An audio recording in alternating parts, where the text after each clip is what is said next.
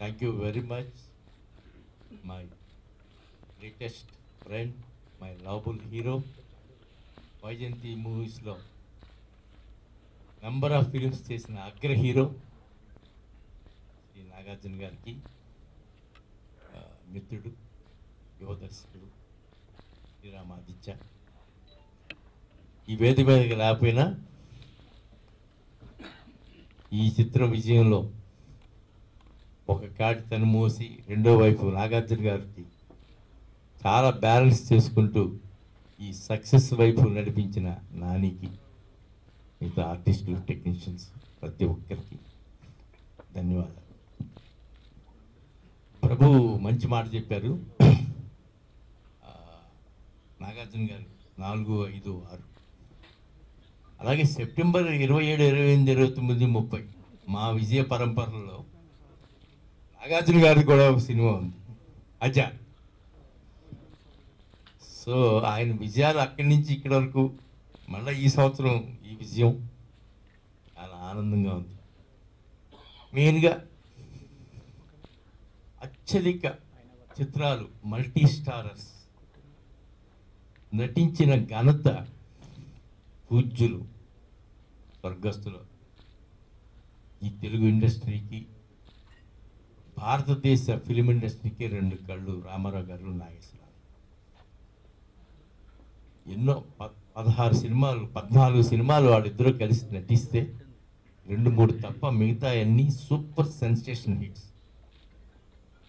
ఆ తరం, ఈ తరం, రేపటి తరం కూడా ఇంకా మాట్లాడుకునే సినిమాలు గుండమ్మ కథ, మాయాబజార్, ఇలా ఎన్నో. ఆ కాంబినేషన్ను మల్టీ స్టారర్స్ చేయడంలో అది వరల్డ్ రికార్డ్ అని నేను అనుకుంటాను.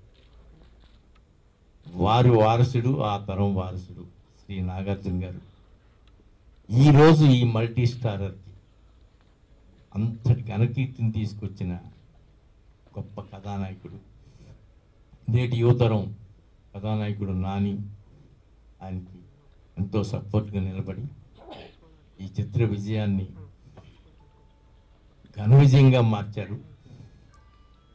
నా చిన్నప్పటి నుంచి హీరోల్ని ప్రేమించాను. ఆ హీరోలతోనే ఈ వైజయంతి మూవీస్ ప్రారంభించబడింది. ఆ హీరోల వెంటే నడిచింది. వారి ఇచ్చిన విజయాలతో ఎన్నో బావుటాలు అగ్రహించింది. వాళ్ళని బాగా అభిమానించే ఒక నిర్మాతగా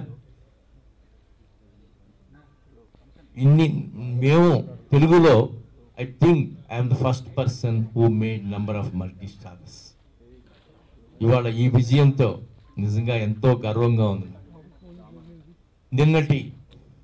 ఆనాటి మహానటి సావిత్రి గారి కథ ఒక గొప్ప విజయం అయితే, నాగేశ్వరరావు గారి అపూర్వ కథా చిత్రం దేవదాసుని ఆ టైటిల్ని ఎన్నుకుని నాగార్జున గారిని పెట్టుకుని ఈ మల్టీ స్టారర్ కూడా ఇంత విజయం సాధించినందుకు తెలుగు ప్రేక్షకులందరికీ, సోదర సోదరీమణులకు, వారి పాద పద్మాలకి నా హృదయపూర్వక ధన్యవాదాలు తెలియజేసుకుంటూ, అలాగే ఈ చిత్ర విజయంలో ఎంతో ముఖ్య పాత్ర పోషించిన పాత్రికేయ సోదరులందరికీ నా ధన్యవాదాలు తెలియజేసుకుంటూ